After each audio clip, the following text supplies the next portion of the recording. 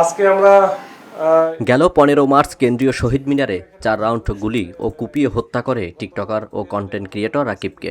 এই ঘটনায় পুলিশ ওই দিন একজনকে গ্রেপ্তার করলেও বাকিরা পালিয়ে যায়। গতকাল এই হত্যাকাণ্ডে জড়িত 5 জনকে দেশের বিভিন্ন স্থান থেকে গ্রেপ্তার করে পুলিশ। এরপর বেরিয়ে আসে চাঞ্চল্যকর তথ্য। সন্দেহের তীর জান্নাত মুন নামে এক টিকটকার নারীর দিকে। রমনা ডিসি মাসুদ বলছেন, বিষয়টি তদন্তাধীন।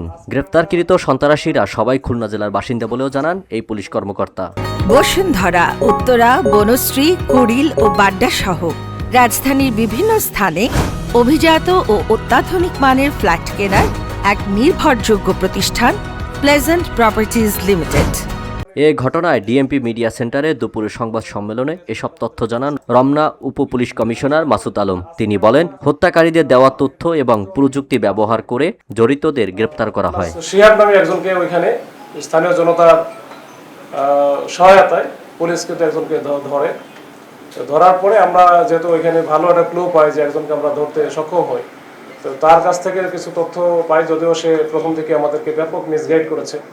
তো পরবর্তীতে আমরা তার অন্যান্য ডিটেলসটা সংগ্রহ করে আমরা কাজ শুরু করে দিই।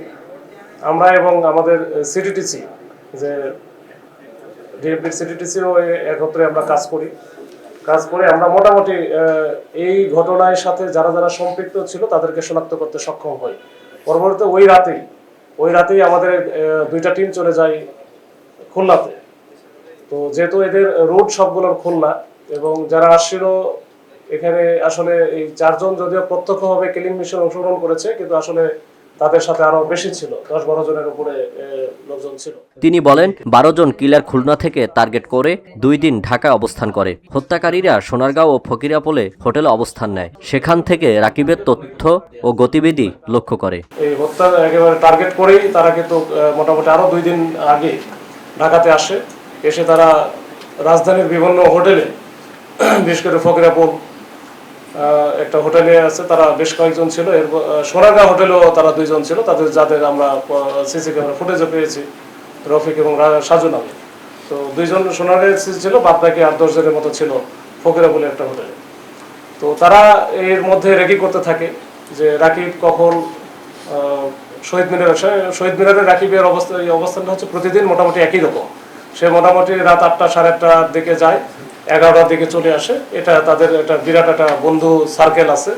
আর রাকিব যেহেতু সে টিকটক করে, টিকটকে কন্টেন্ট ক্রিয়েট করে, তো এই জন্য মোটামুটি ফেমাস ছিল এবং তার বড় একটা সার্কেল ছিল। তো এইটা তারা মোটামুটি একটা রেকি করে নেয়, এবং যেদিন ঘটনাটা ঘটায় 15 তারিখে, ওই দিনে কিন্তু তাদের যে প্ল্যান অনুযায়ী 4 জন সরাসরি থাকে, আর বাদ বাকি যারা থাকে তারা হচ্ছে ব্যাকআপে থেকে এই কাজগুলো করে।